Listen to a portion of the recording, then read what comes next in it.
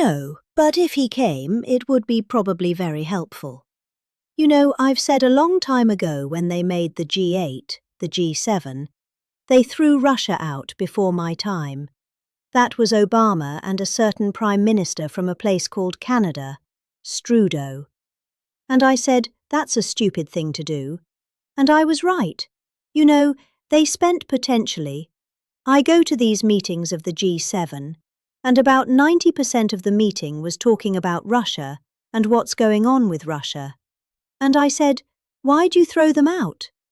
You know, if they didn't throw them out, they would have been much better off, in my opinion. You know, it should have been the G8. But when they threw out President Putin, he was very offended by that. He was, you know, rightfully, but he was very offended by that.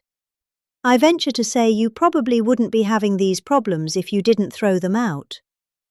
Well, you're saying being invited as opposed to coming. I don't know of the invitation, but if he were invited, I don't know. Hey, I'm of the opinion that you talk to everybody. I'm not one of these guys say, oh, let's not talk to him. You know, there's a war going on. Let's not talk to him. I like talking to everybody. If you're a smart person, if you have control over your emotions and all the other things you need control of. I'm somebody that believes in talking. I don't know of that. I don't know that he's coming. I doubt he'd come, to be honest with you. I totally doubt he'd come. But we're working on trying to get that one solved.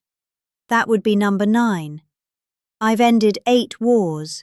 And that one is, but they continue to fight. The hatred between him and President Zelensky is extraordinary, I can tell you.